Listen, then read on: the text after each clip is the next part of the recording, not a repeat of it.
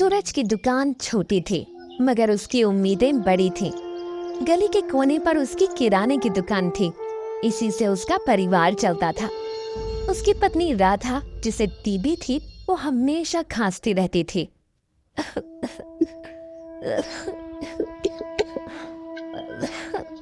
मगर इलाज के पैसे नहीं थे। उसकी बूढ़ी माँ की आंखों में अब मोतियाबिंद उतर आया था। अब उसका बेटा राजू पढ़ाई में तेज था। लो भाई, 2 किलो आटा और 1 पैकेट नमक। ठीक है सूरज भैया।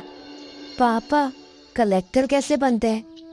बहुत पढ़ना पड़ता है ना, तो पैसे भी तो बहुत लगते होंगे ना। अरे बेटा, तू आराम से पढ़, पैसे की चिंता मत कर। तेरे पिता की दुकान चल तो रही है ना? दुकान चल रही थी, लेकिन किराए की बोझ तले दबी थी। हर महीने 3,000 लाला मंगतराम को देना होता था। 3,000 सूरज के लिए ये कोई मामूली रकम नहीं थी।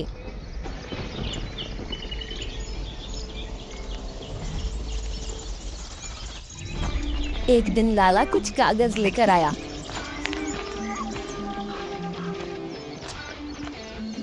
अरे सूरज, अरे भाई बधाई हो, अब से तेरा किराया 10,000 रुपए महीना। अरे ये क्या बात कर रहे हैं लाला जी? 10,000? नहीं लाला जी, इतना मैं नहीं दे सकता। मेरी दुकान छोटी है, मार्जिन बहुत कम है, बीवी बीमार है, माँ की आंखें और अरे ये सब मैं नहीं जानता। हाँ, तुझे मंजूर है तो रहो, वरना निकलो। और भी बहुत लोग खड़े हैं लाइन में। अरे पर लाला जी, मेरी बात तो सुनिए। अरे पर मत कर, मैं तो चला, देना है तो दे, वरना निकल। दिन गुजरने लगे।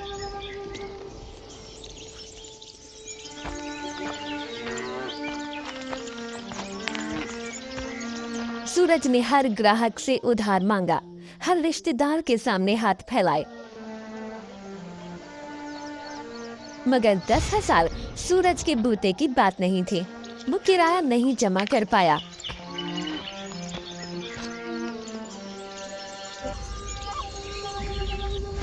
एक सुबह लाला मंगतराम 2 कुलियों को साथ ले आया और दुकान खाली करा दी। अरे ये दुकान अब तेरी नहीं है, समझा?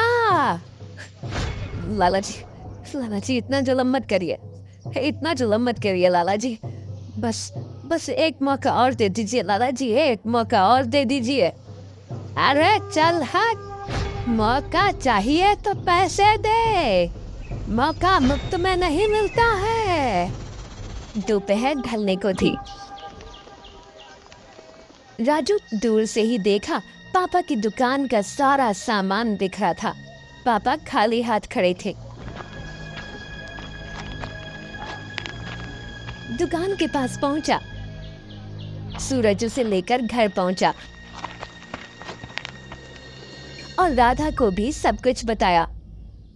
हाय मैं मर जाऊं, हम क्या खाएंगे? हम बच्चा कैसे पढ़ेगा? ये क्या हो गया हमारे साथ? ऊपर वाले तू ही बता, अब क्या होगा? पापा मैं स्कूल छोड़ दूंगा, मैं काम करूंगा। अरे नहीं बेटा, ऐसी बातें नहीं करते। तुझे पढ़ना है, तू पढ़ेगा। पापा है ना, दुकान गई तो क्या हुआ, कुछ ना कुछ करूंगा मैं, अभी मैं जिंदा हूँ। सुनो, तुम लोग बिल्कुल बेफिक्र मत करो, मैं कुछ ना कुछ करूंगा, ठीक है? भगवान करे उस लाला को कीड़े पड़े। अरे बस अब शांत हो जाओ। दुकान जाने के बाद सूरज ने शहर की हर गली की खाक छानी, एक और दुकान ढूंढने के लिए, मगर किराया कम वाली दुकान कहीं नहीं मिली। जहाँ मिली वहाँ पगड़ी चाहिए थी, लाख रुपए सूरज के पास थे ही नहीं।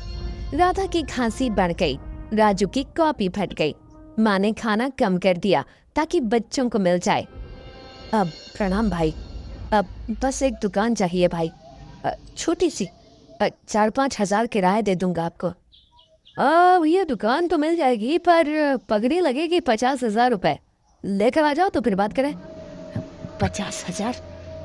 भैया जहाँ खाने के पैसे नहीं वहाँ 50,000 कहाँ से लाऊं?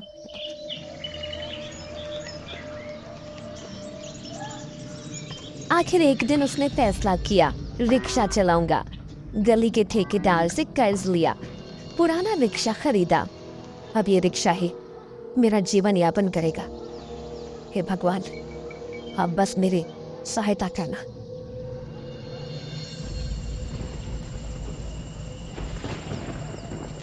सुबह 4 बजे अंधेरा था। सूरज उठा, राधा ने रोटी पैक की, राजू अभी सो ही रहा था। सूरज रिक्शा लेकर निकल पड़ा। पहले कुछ दिन रुपए कमाए, दूसरे दिन उससे ज्यादा, और धीरे धीरे पैसे आने लगे। रात 10 बजे घर लौटता। टांगे दुखती, कमर टूटती, मगर हिम्मत नहीं टूटी। सुनो, आज कितने कमाए? आज 80 रुपए मिले। ले, दवा ले लेना कल, ठीक है? तुम इतनी मेहनत करते हो और मैं अरे चुप करो। तू ठीक होगी तो मैं भी ठीक ही हूँ। अब राजू की कॉपी भी लानी है कल। 1 महीना ऐसे ही निकल गया। सूरज अब शहर की हर गली से वाकिफ था। लोग उसे पहचानने लगे। मेहनत से कमाता, ईमानदारी से खर्च करता। राधा की दवाई चल गई, राजू की कॉपी किताबें आ गईं। माँ को सुकून मिला। राजू स्कूल में अव्वल आया। पापा, पापा देखो, मैं पूरी क्लास में ना फर्स्ट आया। अरे अरे वाह बेटा वाह, अब देखना तू कलेक्टर बनेगा। एक ना एक दिन तू कलेक्टर जरूर बनेगा बेटा, पक्का बनेगा। मेरा बेटा, मेरा राजू, भगवान तुझे बहुत तरक्की दे रहे। लेकिन गरीब के घर खुशियां ज्यादा नहीं टिकती।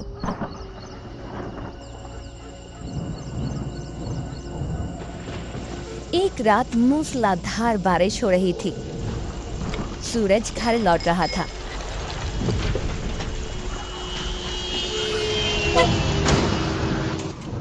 सूरज का बायां पैर कार के नीचे आ गया, लेकिन कार का ड्राइवर गोपाल अपने मालिक को देख रहा था। अरे सेठ जी, सेठ उठिए। हे भगवान, सेठ को क्या हो गया? आराम, अगर पुलिस आ गई तो सेठ की जान बचाने से पहले मैं जेल चला जाऊंगा। भागना होगा, भागना होगा। गोपाल ने कार स्टार्ट की। वो सेठ को लेकर वहां से भाग निकला। सूरज सड़क पर ही पड़ा रहा, बारिश में भीगता रहा।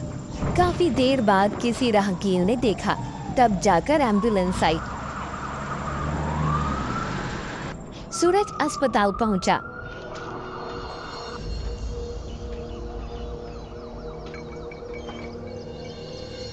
देखिए, हड्डी बुरी तरह से टूट गई है। बहुत कोशिश की मैंने, मगर क्या डॉक्टर साहब? देखिए, मैं कहना तो नहीं चाहता, लेकिन इनकी टांग अब बेकार हो चुकी है। I am sorry. अरे अरे तुम रो क्यों रही हो? अरे अरे जो होना था वो हो गया। चुप हो जाओ और मुझे घर लेकर चलो। सूरज अस्पताल से घर लौटा। सब रो रहे थे। क्या होगा? ये क्या हो गया तुम्हें? तुम्हारा पैर। हाय भगवान, तूने मेरे बेटे के साथ ऐसा क्यों किया? हे सच्चा तो मैं मर जाती। पापा, पापा मैं अब नहीं पढ़ूंगा पापा। मैं अब काम करूंगा। आप आराम करना बस पापा। अरे बेटा, बेटा तू कुछ नहीं छोड़ेगा, तुझे कसम है मेरी। देख, पापा है ना, वो देख लेंगे बेटा। कैसे देख लोगे? अरे सिर्फ एक टांग खराब हुई है मेरी, मैं मरा नहीं हूं। तुम लोग बकवास मत करो। पड़ोस के लोग आए, सबने तरस खाया। कोई बोला अब क्या होगा, कोई बोला भगवान मालिक है। लेकिन सूरज ने अगले ही दिन रिक्शा उठाया। मत जाओ, प्लीज मत जाओ, तुम चल भी नहीं सकते। बेटा आज आराम कर ले, कल देखेंगे। अगर मैं आज नहीं गया तो कल हिम्मत ही टूट जाएगी। जाने दो मुझे माँ, जाने दो। सूरज लंगड़ाता हुआ निकल पड़ा। रास्ते में लोग ठिठके, कोई हंसा, किसी ने तरस खाया। एक आदमी जोर से बोला, अरे अरे भैया देखो कैसे कैसे नमूने आते हैं बाजार में। अरे देखो भाई देखो, लंगड़ा रिक्शे वाला ए भाई अबे कैसे चलाएगा भाई, तो रिक्शा है। अबे पागल वागल है क्या, कहीं बैठ गया भाई, काम कर। अबे ओ तू चुप कर ले पहले, समझा, मजबूरी में चला रहा होगा वो, तुझे क्या पड़ी है भाई कि वो लंगड़ा है या बहरा। सूरज ने सुना पर अनसुना कर दिया, बस एक पैर से पैडल मारता रहा। एक टांग पर संतुलन बनाना बहुत मुश्किल था। पसीना आता, दर्द होता, मगर वो नहीं रुका। मुझे मेरे परिवार के लिए ये दर्द सहना ही है। अगर ये किस्मत है तो यही सही। धीरे धीरे वो लंगड़ा रिक्शे वाला नाम से जाना जाने लगा। लोग सिर्फ उसे उसके लंगड़ेपन नहीं बल्कि ईमानदारी के लिए भी जानते थे। एक दिन एक बूढ़ी औरत अस्पताल जाने के लिए रिक्शा ढूंढ रही थी। सब ज्यादा पैसे मांग रहे थे। बेटा अस्पताल चलोगे, सब 100 रुपए मांग रहे हैं, मेरे पास सिर्फ 50 हैं। अरे अरे बैठिए माँ जी बैठिए, जितना लगता है उतना दे दीजिए। बेटा तूने मेरी मदद कर दी, भगवान तुझे खुश रखे। अरे माँ जी ये तो मेरा काम है।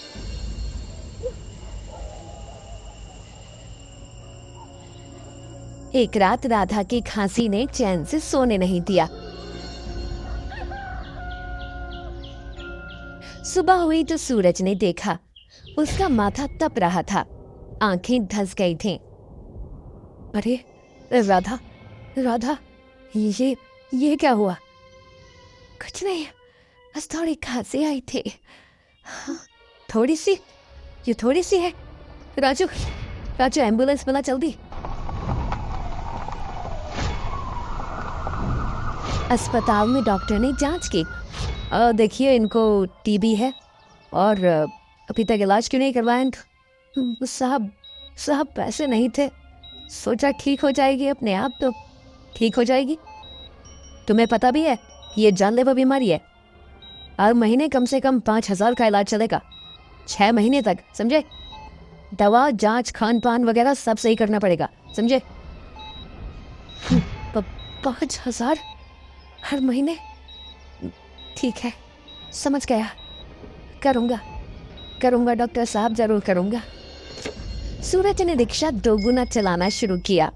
बेटा तू आ गया, मुझे तेरा चेहरा नहीं दिखता ठीक से, धुंधला धुंधला दिखता है। माँ कल डॉक्टर को दिखाऊंगा। अरे बेटा मैं तो बूढ़ी हूँ, अंधी ही सही, तू पहले राधा को देख ले। नहीं माँ, मुझे दोनों को देखना है।